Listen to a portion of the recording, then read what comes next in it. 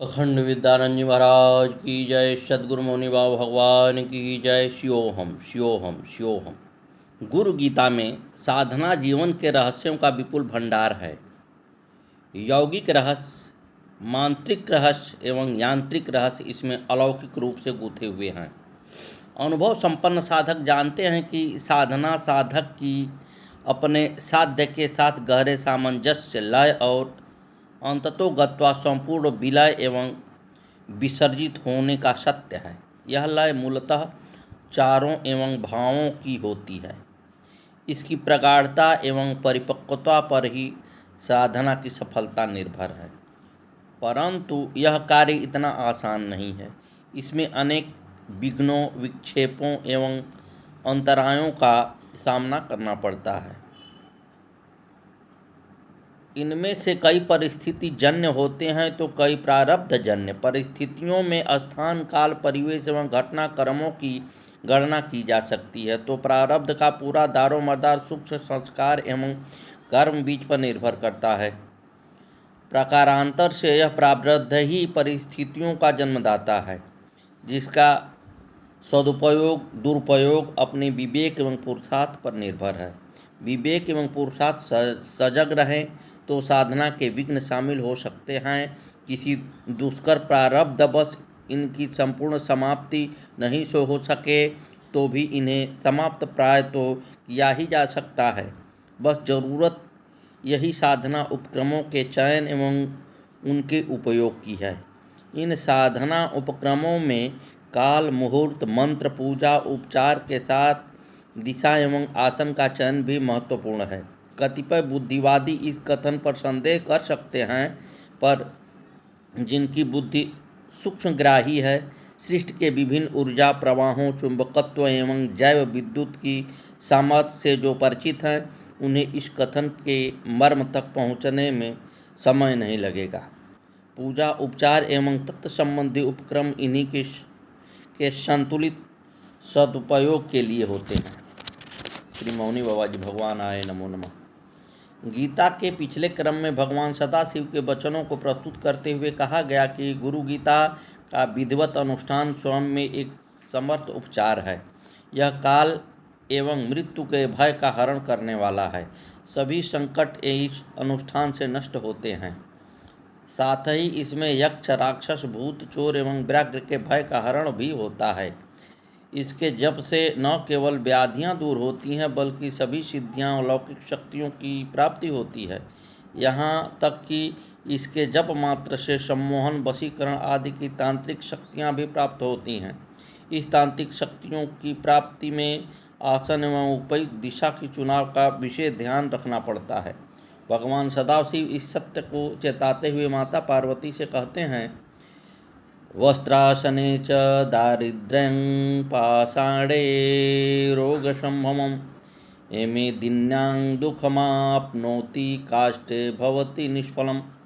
कृष्णाजी ने ज्ञान सिद्धि मोक्षास्ति व्याघ्रचर्मणिः कुशासने ज्ञान सिद्धि सर्वसिद्धिस्तु कम्बले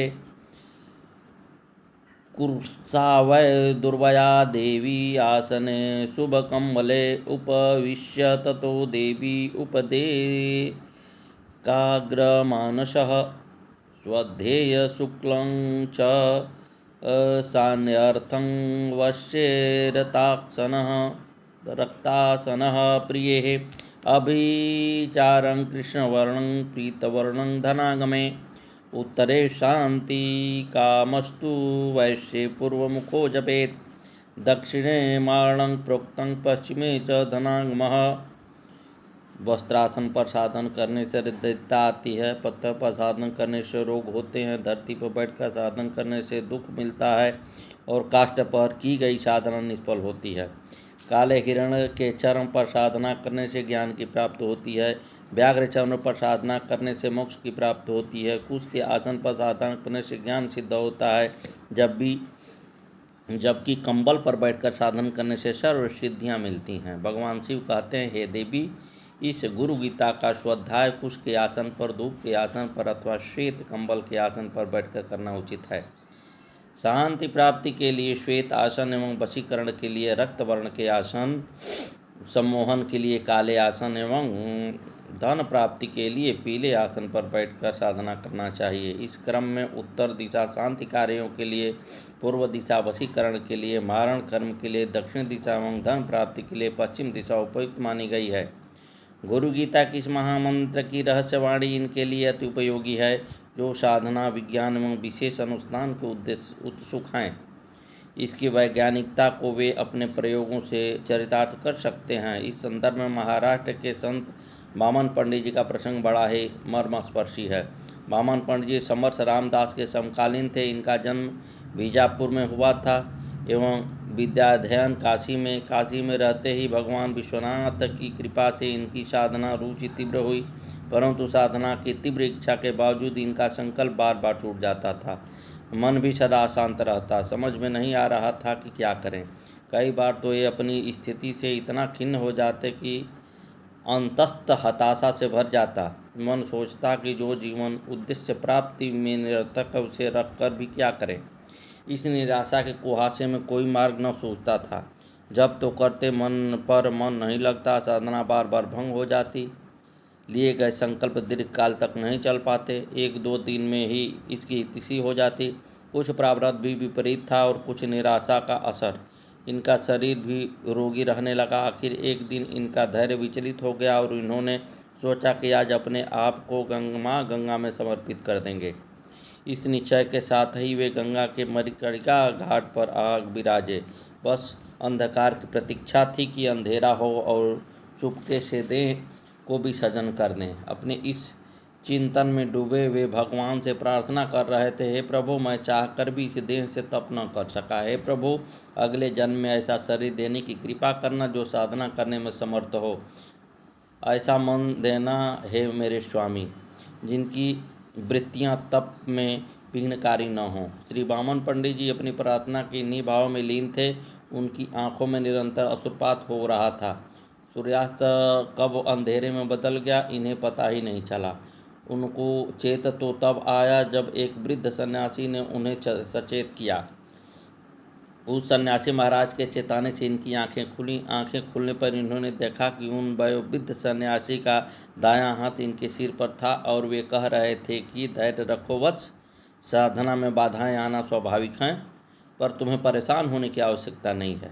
मैं तुम्हें बीज मंत्र का उपदेश देता हूँ, इसका नियमित जप करो, परंतु यह जप तुम्हें कुश के आसन पर बैठकर उत्तर दिशा की ओर मुँह करके करना होगा। इस तरह से जप करने से न केवल तुम्हें शांति मिलेगी बल्कि ज्ञान की प्राप्ति भी होगी। श्री वामन पंडित जी ने उस सन्यासी महाराज के निर्देश के अनुसार साधना प्रारंभ की। शीघ्र ही उसका साधना सिद्धि में बदल गई। उन्होंने अध्यात्म तत्व पर अनेकों ग्रंथों का सृजन किया। अंतस्थ के सभी विक्षेप स्वतः ही घन शांति में बदल गए। उन्हें साधना के उपचार की महत्ता के साथ गुरु के महत्व का भी बोध हो गया। सद्गुरुदेव भगवान की जय। श्री गुरु बाबा भगवान की जय। गुरुदेव की लीला सुने। इसी तरह गुरु जी ने एक बात कही। उन्होंने कहा, आपके पितर बिगड़ गए हैं, अरे उसको मुक्ति दिला दे। हुकुम सिंह से कह दे, गया जी मुक्ति दान कर आएगा पितरों का। उन्होंने पूछा, प्रभु क्या करना होगा? उन्होंने बताया कि एक सफ़ेद चादर पितरों के सामने बिछा दे, उस पर चावल से पितरों को न्योता दे। सब पितरों इसमें आई, नारियल रखी, बाकी रामू पंडित जी से बता दी। फिर ढाल की टहनी पर चादर बांधकर पीछे को लटका ले जाए। रामू पंडित जी ने आह्वान करके पितरों को चादर पर बुरा दिया और हुकुम सिंह स्वामी जी और जयप्रकाश उस चादर को लटकाकर गया जी के लिए रवाना हो गए। रेल जब गया जी पहुँची को थी तो स्वामी हुकुम सिंह ने पूछा, जाएंगे कहाँ? जयप्रकाश बोले, पता नहीं। इतने में स्टेशन आ गया। जैसे ही ये लोग उतने में एक आदमी आया और बोला, आप ही बुलंदशहर से आए हैं? आप 2 जाने हैं? ये लोग बोले, हाँ। वह बोला, चलो आपको पंडित जी से मिलवा देता हूँ। ये दोनों पीछे पीछे हो लिए। उसने इन लोगों को पंडित जी से मिलवाया। फिर वह आदमी न जाने कहाँ चला गया। स्वामी हुकुम सिंह बोले, देखा, गुरु जी ने पहले से ही सारा मार्ग प्रशस्त कर दिया था।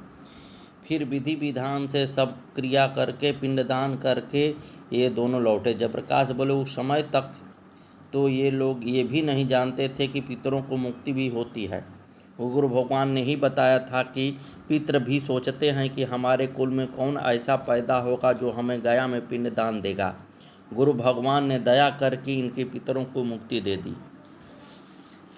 जयप्रकाश कहते हैं कि सन 2008 में इन्होंने अपना मकान बनवाया भिवाड़ी में। पंडित जी ने मुहूर्त संपन्न करा दिया। इनके घर के पास हरियाणा के महेंद्रगढ़ की एक लड़की रहती है। वह मौनी बाबा के भजन के कैसेट सुना करती थी। कहती थी बड़े सुंदर भजन हैं। वह गुरु जी के प्रति अपने मन में बहुत सम्मान रखती थी। अचानक इस स्त्री पर गुरु जी मौनी बाबा आ गए और वह लड़की गुरु जी की भोजपुरी भाषा में कहने लगी, अरे पूजन करी हो और शुद्धि न हुई हो। जयप्रकाश भी चकरा गए। ये तो ठेठ हरियाणी बोलने वाली कभी मिली भी नहीं गुरु जी से, मौनी बाबा से। इन्होंने हाथ जोड़कर चरण स्पर्श किए। फिर क्या गलती हुई ये बोले, अरे गंगा जल न छिड़की हो। सारे लोग अचंभित थे।